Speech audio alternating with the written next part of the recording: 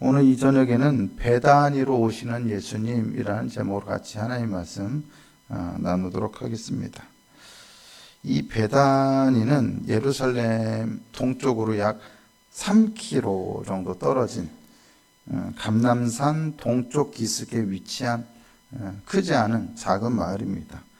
요한복음 11장 18절에서는 예루살렘에서 5리쯤 된다라고 이렇게 설명이 되어 있습니다.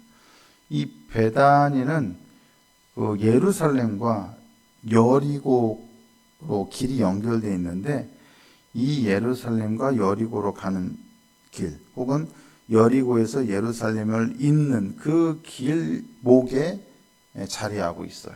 그래서 여리고에서 예루살렘으로 가는 사람들은 반드시까지는 아니지만 대체적으로 예루살렘 성전을 향해 가는 사람들은 예루살렘에 가다가 자연스럽게 이 베다니에 들리게 되어 있습니다. 거치게 되어 있습니다. 오늘 본문을 보니까 예수님께서는 베다니로 가셔야만 했습니다. 바로 베다니에서 살던 나사로가 죽었기 때문입니다. 원래는 나사로가 죽었다는 소식이 전해졌던 것이 아니라 나사로가 병들었다는 소식이 전해졌었습니다. 하지만 그 소식을 듣고도 예수님은 나사로를 사랑하셨거든요. 그 소식을 듣고도 급하게 베다니로 가시지 않고 계시던 곳에 이틀이나 더 머무르고 계셨습니다. 그리고 그 사이에 나사로는 죽었습니다. 예수님은 마치 병든 나사로가 죽을 때를 기다리신 것처럼 보입니다. 이틀이 지난 후 예수님은 친구 나사로를 깨우러 가자며 나서십니다. 제자들은 그 안식일에 맹인을 고치신 사건 때문에 이제 바리새인들과 예수님 사이에 논쟁이 일어났는데, 그때 예수님께서 나와 아버지는 하나이다 이렇게 얘기한 것 때문에 신성모독이라고 해서 유대인들이 돌로 쳐 죽이려고 했는데, 그것 때문에 사실 예수님께서 이렇게 요단 저편으로 지금 물러나신 거거든요. 근데 제자들이 예수님께서 가자고 하시니까, 아니 방금도 유대인들이 돌로 치려고 하셨는데 왜 거기로 다시 가려고 하십니까? 라고 만류를 하는 거죠. 당연히 위험하죠. 그리고 나사로가, 예수님 이제 나사로를 깨우러 가자고 하시니까, 나사로가 잠든 거면 알아서 나을 건데 왜 굳이 그 예루살렘으로 그 위험한 곳으로 가려고 하십니까? 하는 것이죠. 지금 예루살렘으로 가는 것은 누가 봐도 위험천만한 일입니다. 그래서 도마는 우리도 주와 함께 죽으러 가자라고 말을 했습니다. 그만큼 지금 예루살렘으로 가는 것은 죽을 수도 있는 아주 위험한 일이었기 때문입니다. 어쨌든 예수님은 다시 베다니로 가십니다. 이 베다니는 예수님께서 사랑하시는 나사로, 마르다, 마리아 3남매가 사는 곳입니다. 그곳은 예루살렘으로 가시던 예수님께서 아마도 자주 들러서 그 가족들과 즐거운 식사를 나누며 교제를 나누면서 같이 기쁨을 즐기던 그런 장소였을 것으로 추정이 됩니다. 자주 만났기 때문에 잘 알고 또 그렇기 때문에 사랑하셨겠죠. 줄곧 베다니는 예수님께는 쉼과 기쁨과 즐거운 교제의 장소였을 것입니다. 하지만 이제 베다니는 사랑하시던 그 나사로가 죽은 곳입니다. 그곳은 이제 나사로의 죽음으로 인한 슬픔과 눈물과 고통이 가득한 곳이 되어버렸습니다. 예수님이 바로 그 베다니로 오고 계셨던 것입니다. 베다니는 무슨 뜻일까요? 이 베다니의 어원에 대해서는 두 가지의 유력한 가설이 있습니다. 첫째, 고통의 집이라는 말에서 유래했다는 가설입니다. 베다니가 베트 아냐라는 말에서 유래했다라는 설입니다.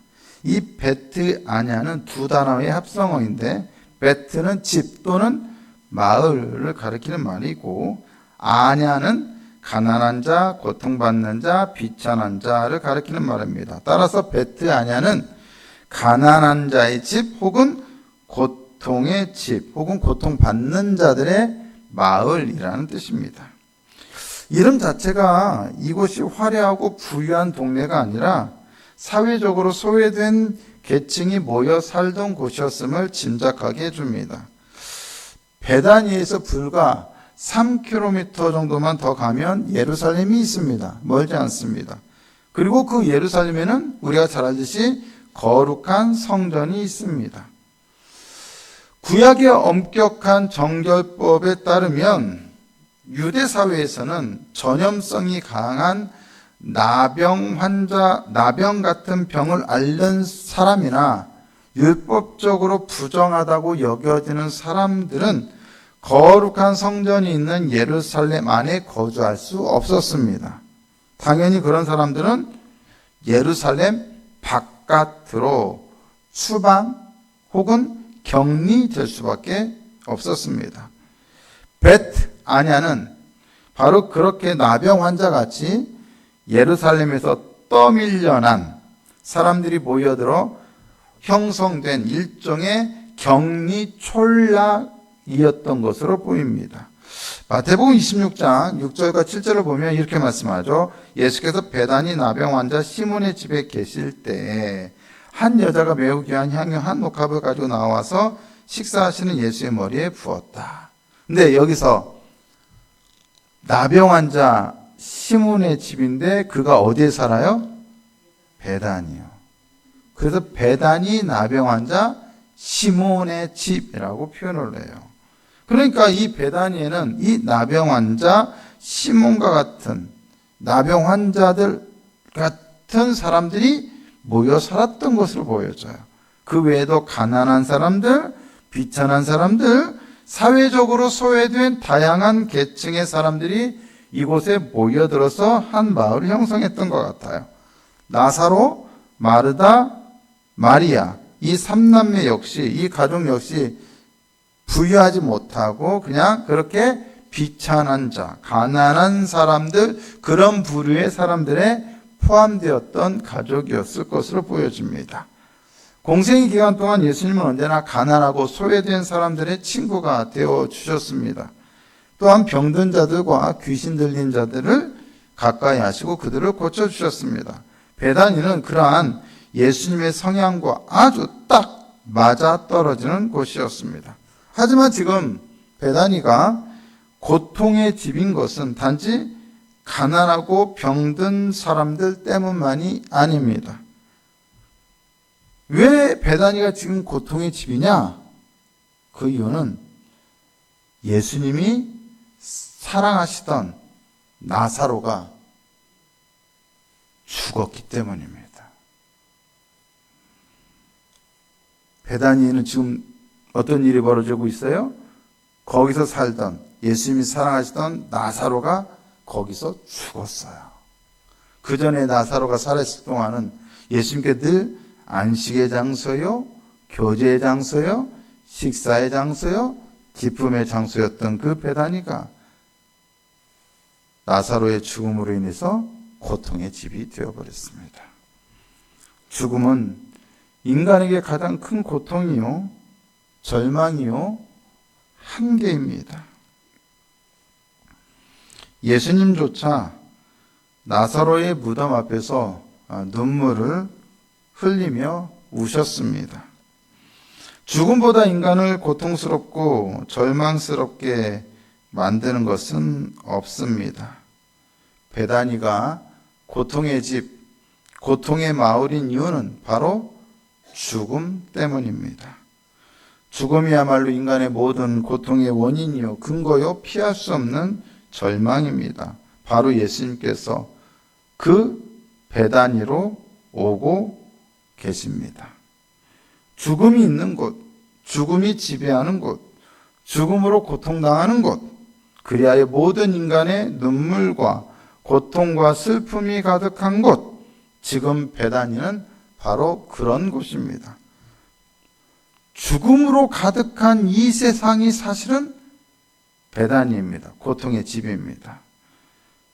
전쟁으로 날마다 사람들이 죽어나가는 이 세상이 바로 베다니입니다. 사랑하는 사람을 잃은 사람들의 눈물과 탄식과 절망과 아픔과 고통으로 가득한 이 세상이 바로 베다니입니다. 질병과 가난과 다양한 삶의 문제들로 인한 고통과 괴로움과 탄식과 눈물과 아픔이 가득한 이 세상이 바로 베다니입니다. 살아있으나 죽음과나 진배 없는 삶을 살아야만 하는 가난한 사람들, 연약한 자들, 비천한 자들, 소외된 자들, 병환자들, 억압당하는 자들, 착취당하는 자들, 전쟁 한복판에서 언제 미사일 혹은 떨어지는 폭탄에 죽을지 모를 두려움에 떨며 하루하루를 힘겨운 죽음의 공포 속에서 살아가는 사람들로 가득한 이 세상이 바로 베다니입니다. 죄악으로 인해 하나님 앞에서 영적으로 죽은 영혼들로 가득한 이 세상이 베다니입니다. 예수님께서 바로 그 베다니로 오십니다. 그로 인해 어떤 일이 벌어집니까? 죽었던 나사로는 살아납니다.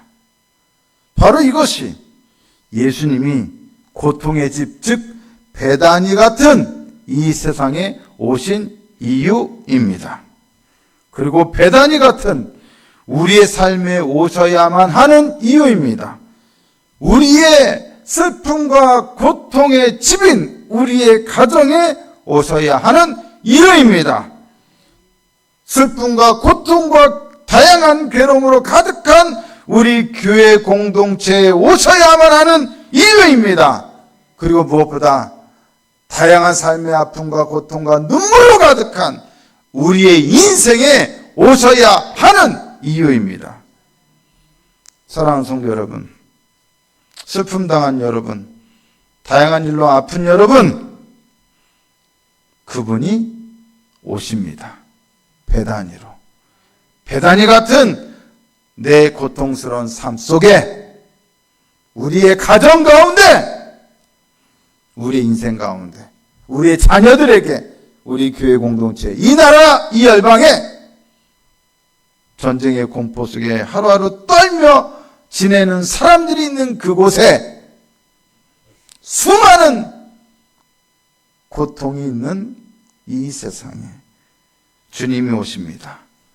그리고 우리는 그 결과 다시 치유되고 회복되고 살아나게 됩니다. 잠자는 자였던 우리들은 깨어납니다. 죽었던 우리들은 살아납니다. 소망 없던 우리들은 소망을 갖게 됩니다. 기쁨이 없던 우리들은 다시 환희 가운데 웃게 됩니다. 바로 그러한 베다니에 주님이 오고 계십니다. 바라기는 이 자리에 계신 여러분들의 삶 속에 예수님이 오셔서 죽었던 나사로를 살리신 것 같은 놀라운 회복의 역사를, 부활의 역사를 이루어주시기를 축복합니다. 장례를 마치시고 우리 고집사님, 김권사님 내려오셨는데 오늘 또 수요 예배 함께 하셨습니다. 성도 여러분들이 기도해 주시고 격려해 주셨을 텐데 더욱더 하나님의 크신 능력, 예수님의 부활의 능력이 우리 두 분의 삶 가운데, 가정 가운데 더 강력하게 임하여 크신 위로와 평강이 넘치도록 놀라운 회복의 역사가 일어나도록 성도 여러분들 오늘도 같이 사랑하는 마음으로 기도해 주시고 격려해 주시기를 바랍니다. 두 번째 가설은 이 베다니의 이름이 베트테에나로부터 비롯되었다는 가설입니다. 베트테에나. 테에나는 무화과를 가리키는 말입니다. 이스라엘에서 무화과는 열리는 시기와 특징에 따라서 두 종류로 불립니다. 무화과는 여름이 오기 전에 열리는 열매로 이르면 3월에서 4월에 첫 열매가 맺힙니다. 그런데 빨리 열리는 이 첫 열매는 크기가 작고 단맛이 덜해서 상품의 가치가 떨어집니다.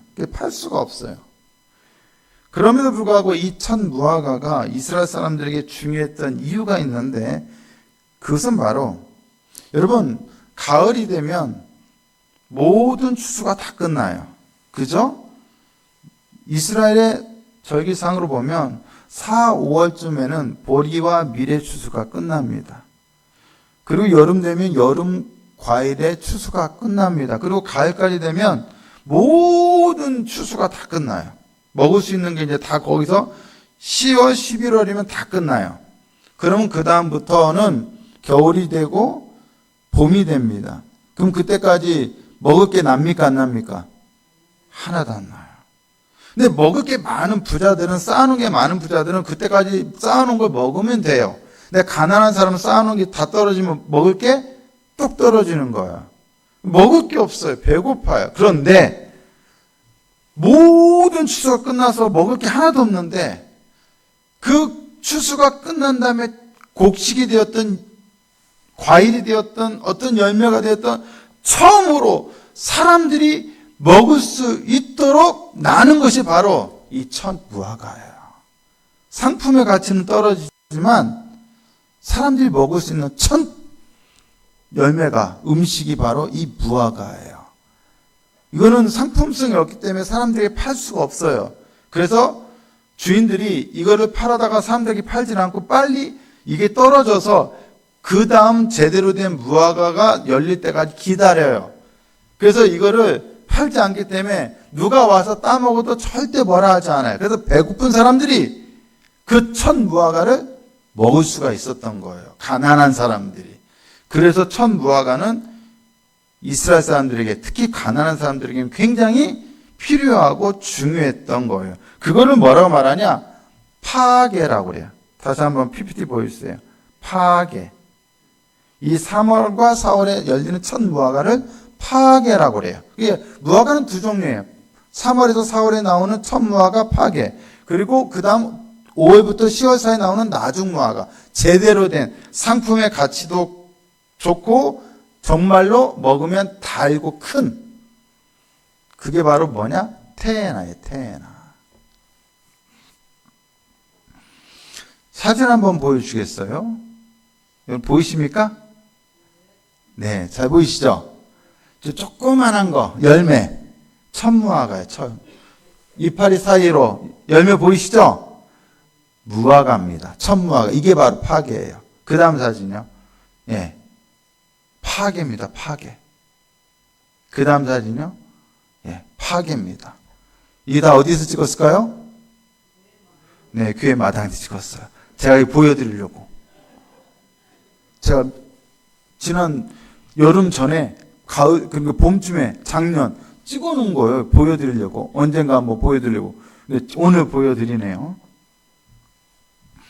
여러분, 이 파괴와 관련돼서 동네 이름이 하나 나오는 게 있어요. 뭐냐?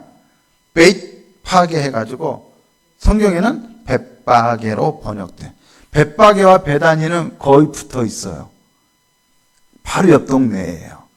그래서 하나는 파괴의 마을이라 가지고 벳바게, 하나는 테에나의 마을이라 가지고 베다니가 된 거예요. 둘 다 공통점은 뭐예요? 무화과와 관련된 마을이에요. 그러니까는 뭡니까? 벳바게나 베다니가 있다는 얘기는 그 지역이 어찌됐든 간에 무화과가 많이 나는 지역이었다라는 것이죠. 그러니까 이 베다니, 즉 베이트에나로부터 유래되었을 거라고 보는 근거는 벳바게라든가 이것이 이 지역이 무화과와 관련된 지역이었을 것으로 추정되는 그 동네 바로 옆에 벳바게라는 동네 이름이 있기 때문이에요. 그리고 또 다른 근거가 있는데 바로 예수님께서 무화과 나무를 저주하신 사건입니다. 마가복음 11장 12절에서 14절을 보시면 이튿날 그들이 베다니에서 나왔을 때 예수께서 시장하신지라. 어디에서 나왔을 때? 베다니에서 나왔을 때 시장한 거예요. 그래서 나오니까 시장이에요. 그래서 멀리서 잎사귀 있는 한 무화과 나무를 보셨어요. 자, 여러분 아까 보셨죠? 잎사귀가 있으면 반드시 뭐가 있어야 돼요? 정상적인 무화과 나무라면 테에나까지는 아닌데도 최소한 뭐는 있어야 돼요? 파견이 있어야 돼요. 조그마한 열매는 있어야 돼요. 상품성이 나가지는 않더라도, 맛있지는 않더라도, 그래도 당장의 시장길을 해소해 줄 수 있는 파괴 정도는 열려 있어야 돼요. 근데 그 나무에 무엇이 있을까요? 가서 보신 적 잎사귀 외에 아무것도 없던 거예요. 그래서 예수님께서 무화과 때가 아니라, 여기서 나오는 무화과의 때가 아니라 이 무화과는 테에나를 가리켜요. 달라요. 그래서 파괴도 없고 테에나도 없죠. 그래서 예수님께서 파괴조차 열매 맺지 않는 이 무화과 나무를 저주하셨어요. 여러분, 그 얘기는 뭐냐? 이 나무처럼 파괴조차 열매 맺지 못하는 저 예루살렘 성전을 대표하는 유대교, 열매 맺지 못한 유대교를 저주한 거예요. 상징이에요, 상징. 중요한 것은 벳바게와 베다니는 그 이름이 말해주듯이 또 이 무화과 저주 사건이 보여주듯이 그 마을이 있던 감람산 동쪽 기슭이 다 무화과 산지였을 것으로 보여진다는 거예요. 그런데 여러분, 성경에서 무화과는 무엇을 상징하냐면 생명과 번영 그리고 풍성한 영적인 결실을 상징해요. 나사로가 죽은 베다니는 지금 고통의 집입니다. 벳아냐입니다. 슬픔의 집입니다. 그런데 바로 그곳에 예수님이 들어갔습니다. 그리고 죽었던 나사로가 살아납니다. 마치 잎이 무성하고 생명력이 가득한 무화과, 즉 테에나처럼 죽었던 나사로가 살아납니다. 놀라운 생명의 열매를 맺게 되는 것입니다. 죽음의 냄새로 진동하던 곳에 생명의 역사가 일어납니다. 누구로 인하여? 그곳에 들어가신 예수님으로 인하여. 죽음으로 인한 절망과 슬픔이 가득한 곳에 생명의 결실로 인한 기쁨과 환희가 넘치게 됩니다. 열매를 맺지 못해 예수님의 저주를 받아야만 했던 무화과 나무처럼 예루살렘 성전으로 대표되는 아무런 생명의 역사를 이루지 못하던 유대교와 달리 예수님은 진정한 생명의 역사와 결실을 이루셨습니다. 그리하여 죽었던 나사로를 살린 이 사건은 예수님이야말로 부활이요 생명이라는 진리를 확증해 주었습니다. 예수님은 달고 풍성한 진짜 무화과 열매, 즉 테에나가 상징하는 생명의 역사를 바로 베다니에서 보여주셨던 것입니다. 예수님이 없는 곳은 열매 맺지 못해 저주받은 무화과 나무처럼 되지만 예수님이 오신 베다니는 하나님의 영광이 나타나고 죽은 자가 살아나는 영적인 열매로 충만한 진정한 무화과의 즉 벳테에나가 됩니다. 미가서 4장 4절을 보면 이런 말씀이 있어요. 같이 한번 읽어보실까요? 시작. 각 사람이 자기 포도나무 아래와 자기 무화과 나무 아래에 앉을 것이라. 그들을 두렵게 할 자가 없으리니 이는 만군의 여호와의 입이 이같이 말씀하셨습니다. 미가서는 메시아가 오셔서 통치하시는 완전한 회복과 평화의 하나님 나라를 예언하면서 그때가 되면 메시아가 오시게 되면 모든 사람이 어디에?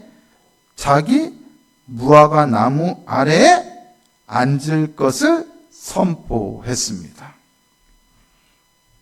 그렇다면 나사로가 다시 살아났다는 것, 예수님께서 죽었던 그를 다시 살리셨다는 것은 바로 예수님으로 인해 모든 사람들이 미가서가 예언한 대로 자기 무화과 나무 아래에 앉을 때가 지금 어떻게 되었다? 도래했다라는 것입니다. 그리고 또 무엇을 의미합니까? 예수님이야말로 미가가 예언한 바로 그 메시아라는 것을 의미합니다.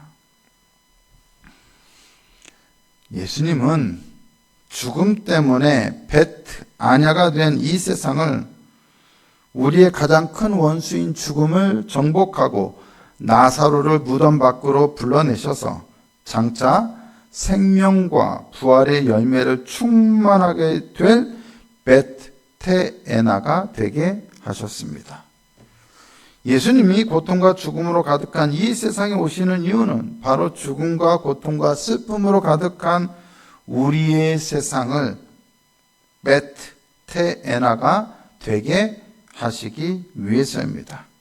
예수님이 우리의 삶에, 우리의 가정에, 우리 교회에, 우리의 세상에 오셔야 하는 이유는 바로 이와 같이 죽음과 슬픔으로 가득한 고통의 집이 벳아냐가 반드시 생명과 부활의 열매를 맺는 무화과의 집, 즉 벳테에나가 되어야만 하기 때문인 것입니다. 예수님은 베다니로 오십니다.